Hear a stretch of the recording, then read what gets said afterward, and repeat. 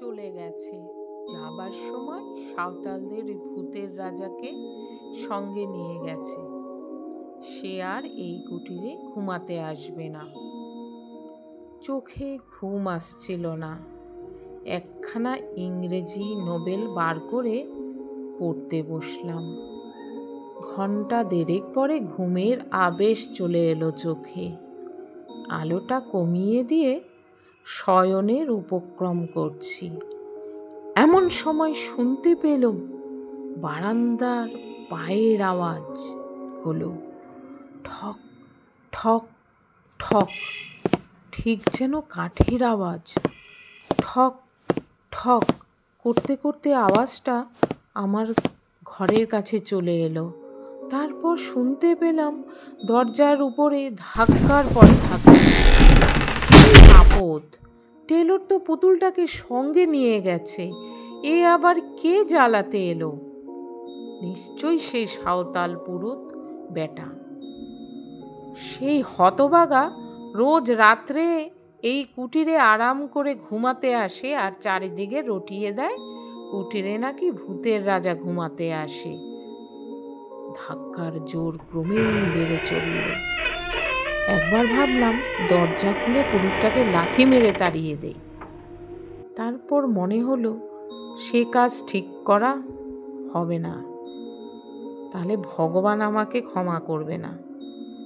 এই সুযোগে, এই দুর্যোগে বিজন জঙ্গলের ভেতর রাত্রে একা আমি এখানে আছি।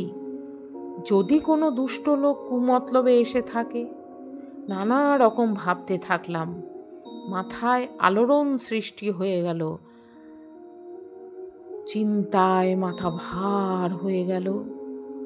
বন্দুকটা নিয়ে গিয়ে দরজার কাছে দাঁড়ালাম। হাত পা কিন্তু কাঁপছে। কিছু করার নেই, আমাকে তো বাঁচতেই হবে। ভয় তো লাগছে, কিন্তু ভয়টাকে ভোলার চেষ্টা করছি। দরজার এক জায়গায় ছেদা আছে। বন্দুকের নলটা সেই ছেদার ভেতরে রেখে চেঁচিয়ে বললাম, কে আছো? চলে যাও, নইলে আমি এক্ষুনি বন্দুক ছুড়ব। কোনো জবাব নেই। আমার তো আরো ভয় লাগতে শুরু করে দিল। দরজার উপর ধাক্কাও থামলো না। এখনো আমার কথা শোনো, নইলে বাইরে। বিশ্রী গলায় কে হাসতে লাগলো আমি যেই বললাম সেই কথাটা।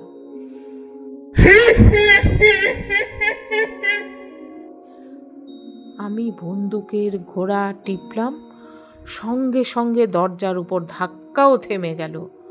ঠক ঠক করে একটা আওয়াজ ঘরের কাছ থেকে দূরে সরে যেতে লাগলো। তারপর কুঠির সিঁড়ির উপরে শব্দ শুনলাম, ঠক ঠক ঠক। খানিক পরে অনেক দূরে আবার সেই বিশ্রী হাসি শোনা গেল।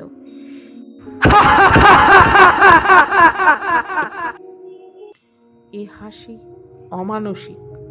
শরীরের রক্ত যেন হিম হয়ে গেল। শেষ রাতে বৃষ্টিটাও থেমে এলো। সকালে দরজা খুলতেই ঝকঝকে সোনার রোদ এসে ঘরখানা যেন আলোয় ভরে গেল। রোদ দেখে মনটা খুশি হয়ে উঠল। বারান্দায় বেরিয়ে দেখি এক কোণে চাদর মুড়ি দিয়ে কে শুয়ে আছে। তেড়ে গিয়ে মারলাম এক ধাক্কা।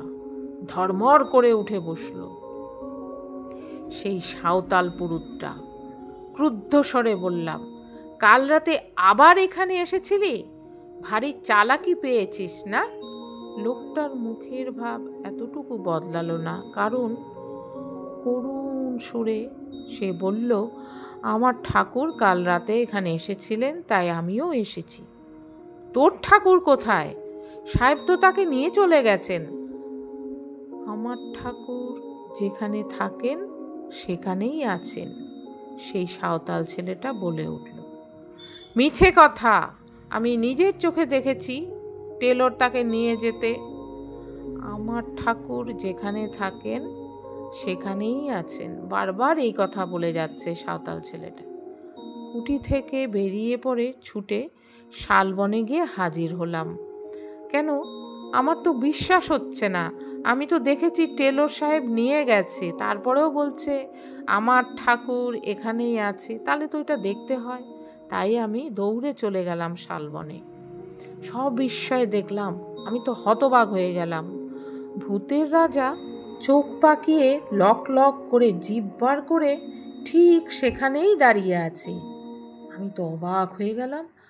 আরে এ কি, মূর্তির পেটের উপরে একটা গর্ত, ঠিক যেন বন্দুকের গুলির মতো। গর্তের চারপাশে রক্ত জমাট হয়ে আছে। মূর্তির আরও অনেক জায়গাতে রক্ত জমাট হয়ে আছে। তবে কি আমার বন্দুকের গুলি?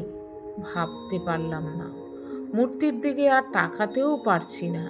কেমন যেন একটা অজানা ভয় আমার সমস্ত শরীরে আচ্ছন্ন হয়ে গেল। প্রাণপণে দৌড়ে সেখান থেকে পালিয়ে এলাম। কলকাতায় ফিরে এসেই খবরের কাগজে এই বিবরণ পড়লাম। সাঁওতাল পরগনায় পুলিশ সুপারিনটেনডেন্ট মি.জে. টেলর কর্ম হতে অবসর লয়ে বিলেতে যাইতেছিলেন, কিন্তু পথের মধ্যে এক বিপদে পড়ে খুব সম্ভব তিনি প্রাণ হারিয়েছেন।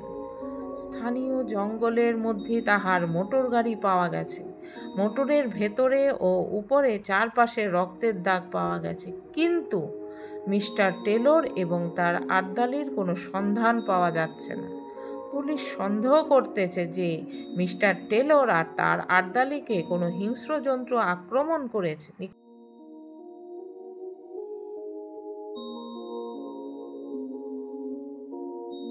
সেই ভূতের মূর্তির গায়ে যে রক্তের দাগ লেগেছিল সে রক্ত তাহলে হতভাগ্য মিস্টার টেলরের আর তার আর্দালির গায়ের রক্ত, এবং সেই সাঁওতাল পুরুষটাই নিশ্চয়ই কোনো গতিকে খবর পেয়ে ভূতের রাজাকে এখানে ফিরিয়ে এনেছে।